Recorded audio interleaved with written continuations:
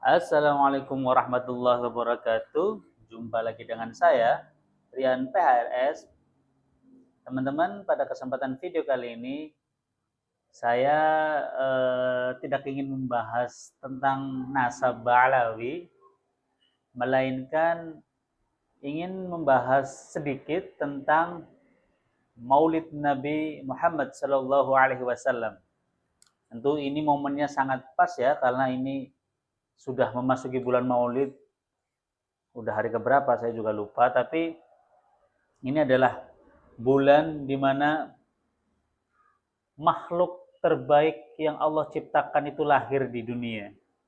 Sehingga sudah sewajarnya kita berbahagia atas kelahirannya. Maka sudah sepantasnya, sudah sepatutnya kita berbahagia atas kelahirannya.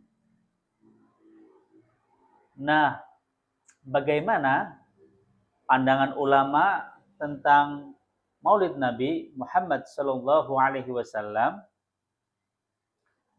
Nanti beberapa video akan saya tampilkan, video ulama-ulama yang menjelaskan tentang Maulid Nabi Muhammad Sallallahu Alaihi Wasallam. Kali ini saya tampilkan adalah Gus Baha.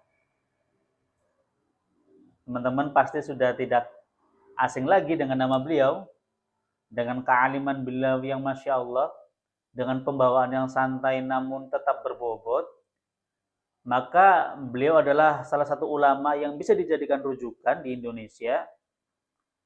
Bagaimana cerita beliau atau keterangan beliau atau apapun atau dalil bahkan beliau tentang Maulid Nabi, kita saksikan video yang berikut ini.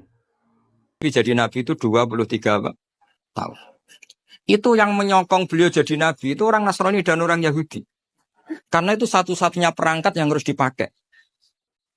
NU belum ada, sama nggak usah GR bela Nabi. NU pas itu belum ada.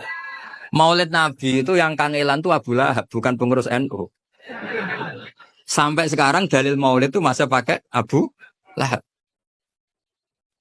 Jadi ini ya NU itu termasuk organisasi yang luar biasa. Abu Lahab ya jadi dalil.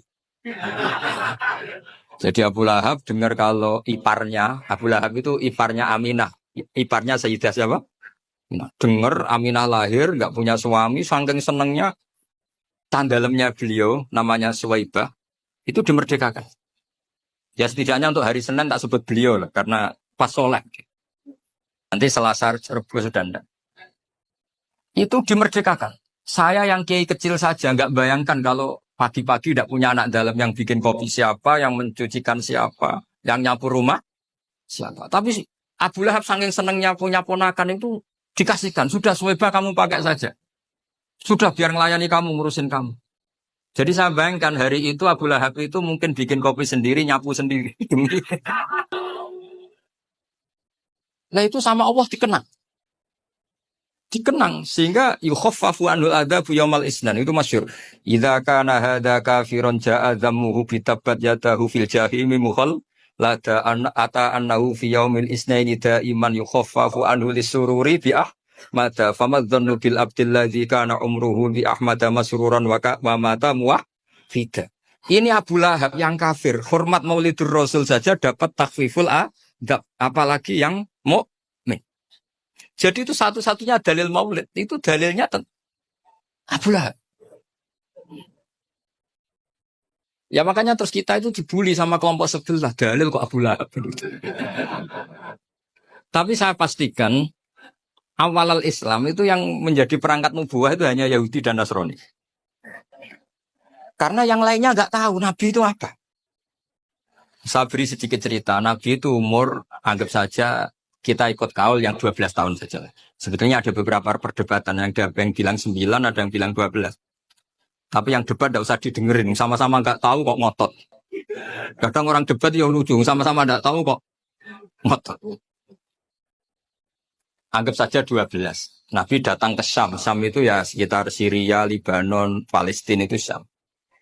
Itu pertama yang tahu kalau beliau Nabi itu ya rohib. Rohib itu terjemahnya ya pendeta.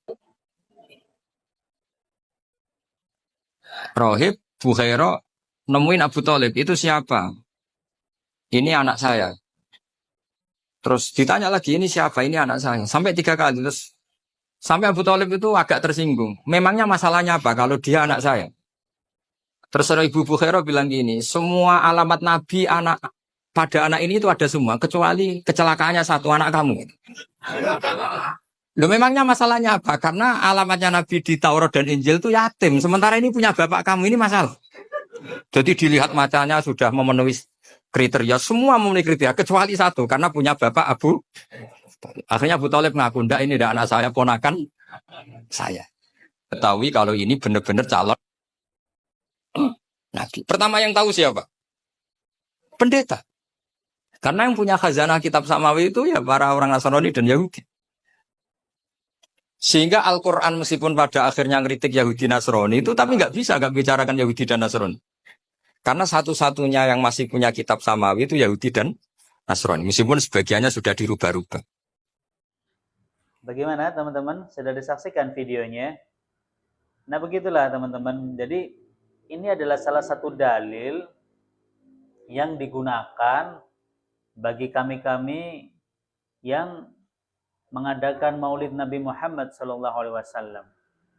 Jadi ini dalil sebenarnya sangat apa namanya ya? Bayangkan seorang kafir ya yang namanya tercatat di dalam Al-Qur'an sebagai orang yang dilaknat oleh Allah. Allah langsung yang memaklumatkan ini. Namun menariknya, setiap hari Senin, seperti keterangan Gus Baha barusan, itu siksaan di dalam kuburnya itu diringankan.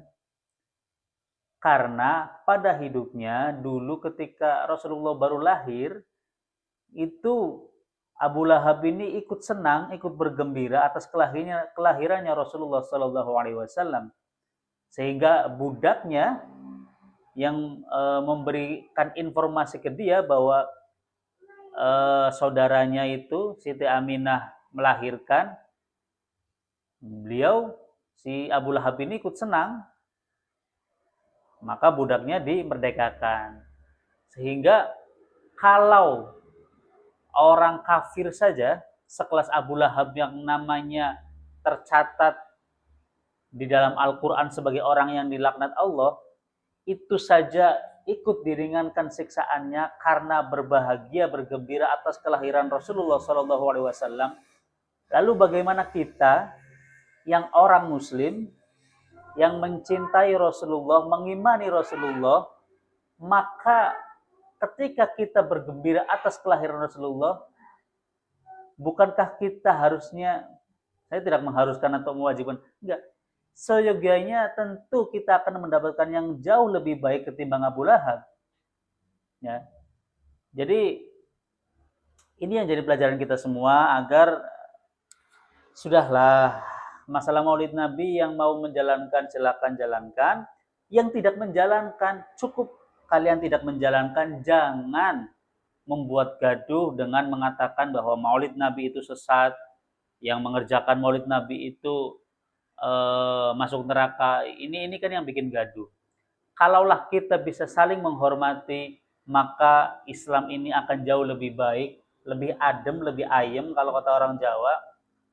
Sehingga sekali lagi saya tegaskan, yang ingin bermaulid silahkan kerjakan dengan kegembiraan kalian. Yang tidak ingin bermaulid silahkan diam dan hormati saudara-saudara kalian yang menjalankan Maulid Nabi, karena mereka juga punya dalil, kami juga punya dalil maksudnya. Jadi udahlah saling menghormati, terlepas menurut kalian dalil itu diterima atau tidak itu terserah, tapi kami berjalan di dalam Islam ini berdasarkan dalil, apapun yang kami jalankan. Itu aja dari saya, semoga ini bisa bermanfaat. Bergembiralah di bulan ini, karena bulan ini adalah bulan kelahirannya Rasulullah SAW. Assalamualaikum warahmatullahi wabarakatuh.